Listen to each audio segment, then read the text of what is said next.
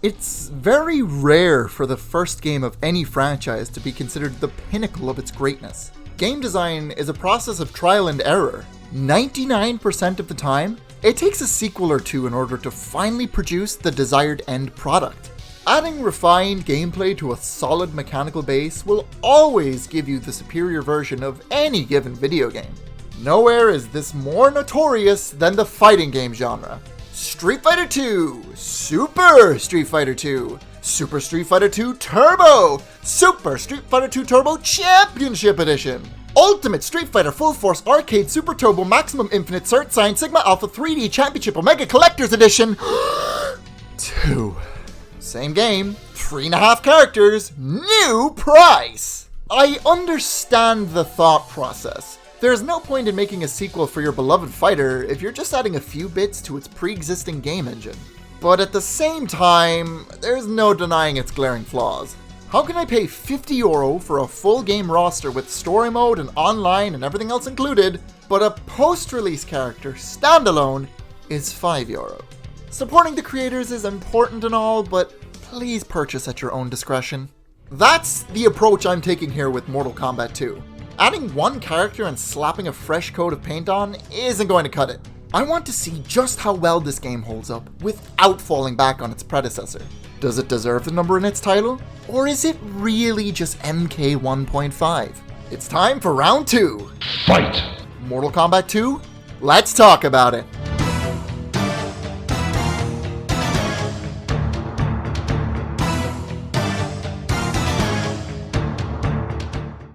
Before we dissect gameplay, let's see what direction Midway decided to take their story into. Boot up the intro!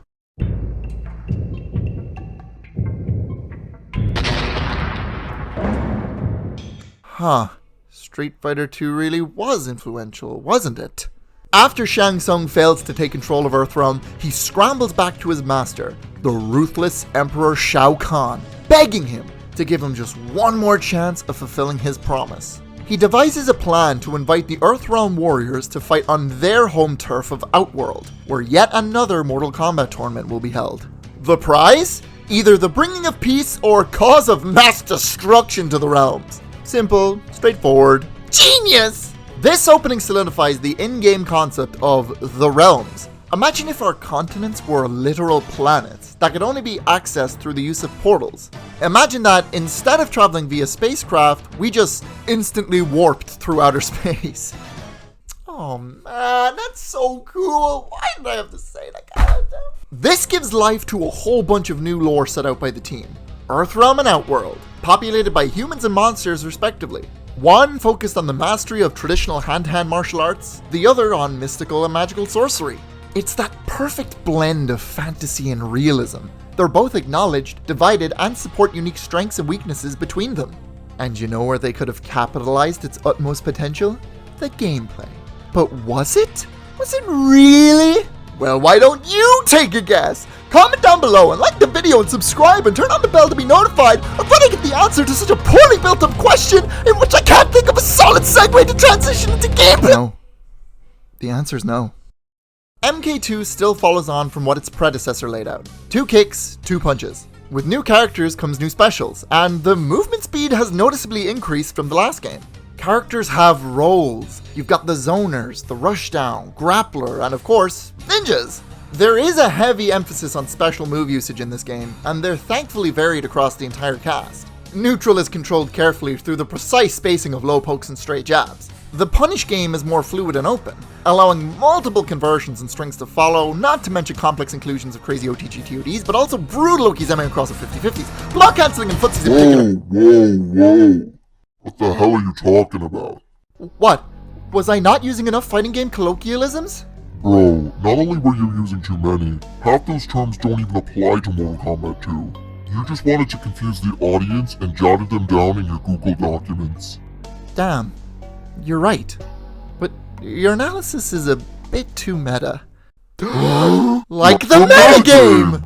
Okay, folks, before I go any further, I'm going to give you a brief rundown on the most common fighting game terms, and specifically those that apply to Mortal Kombat, as they'll be handy to know going forward.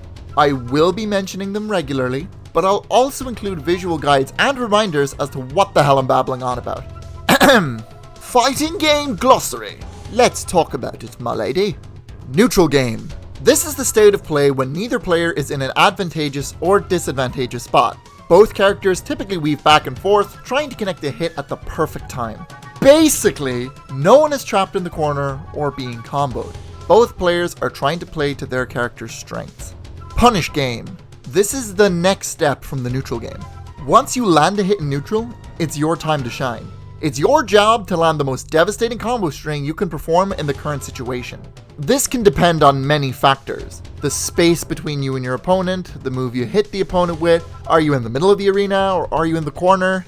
Basically, when you hit the opponent, can you deal as much damage as possible given your current circumstances?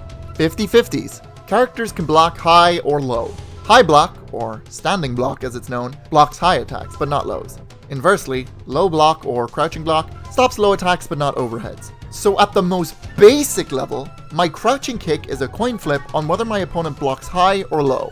Though usually a game gives you more than two options, true 50-50s are rare in fighting games, but are powerful when they do pop up.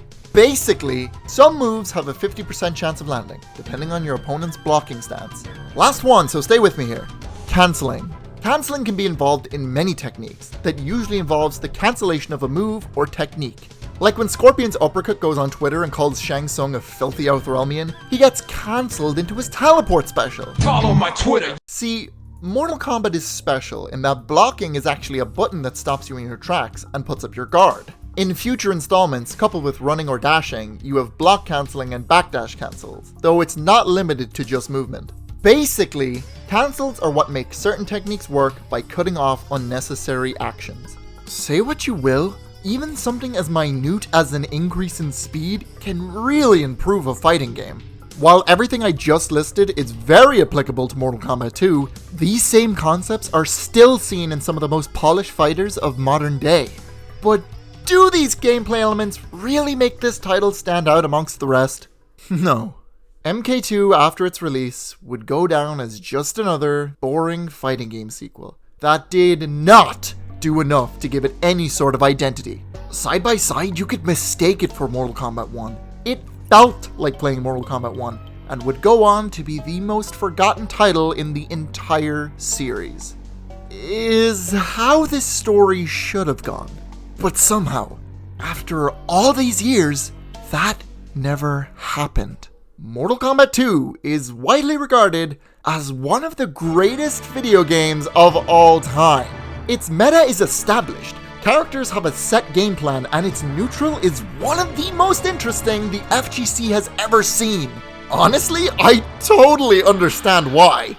MK2 proves that fighting games don't need complex mechanics in order to be fun to play and watch. At a glance, it may look like the players are just mashing buttons for no reason, but in their mind, they're always calculating or anticipating something. Their positioning isn't accidental. They'll place themselves just outside of an attack's range, just to punish it precisely. And although normals are the same across the roster, their difference in specials surprisingly gives them unique playstyles. Liu Kang wants to zone. Kung Lao wants to play rushdown. Johnny wants to do this. I don't really know what's going on here. Like, it's Johnny, come on.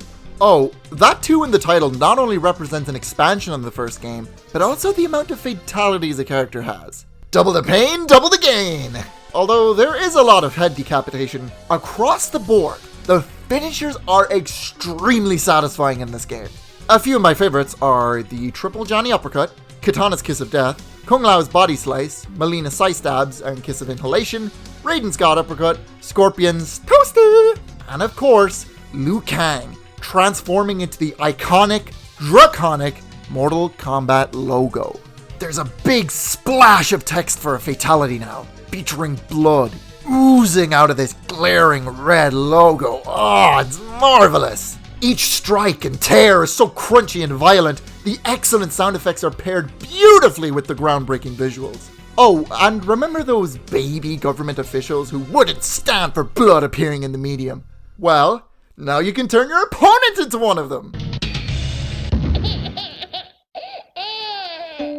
Kitana wins.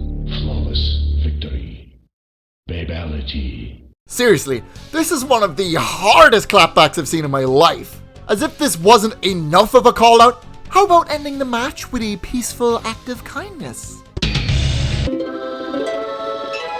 Shang Tsung wins. These finishers, if you can even call them that, are genuinely hilarious. I love how even the announcer questions what the Netherrealm is going on.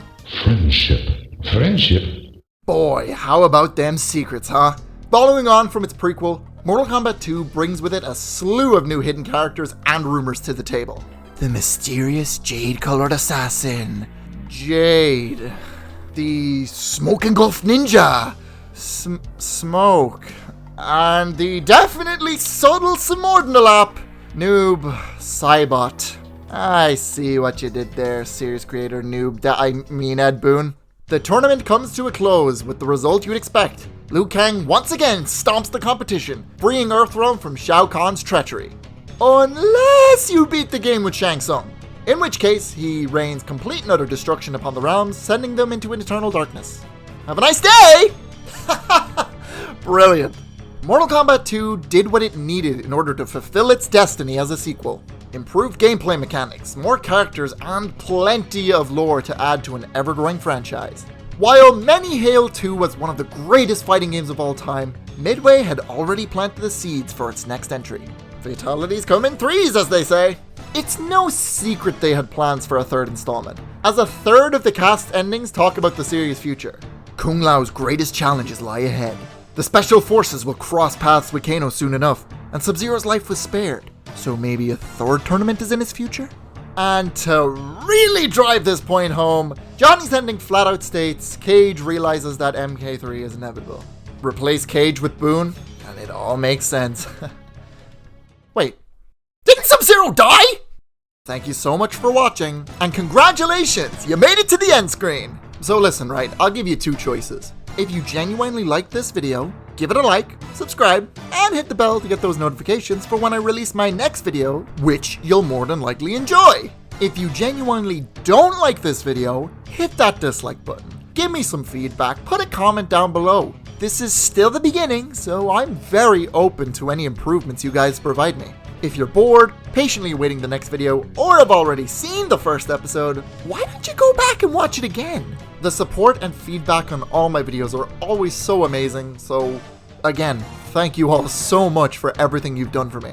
And on that note, I will see you all next week, or if you're from the future, maybe in a couple of seconds, on my next video of Mortal Kombat 3.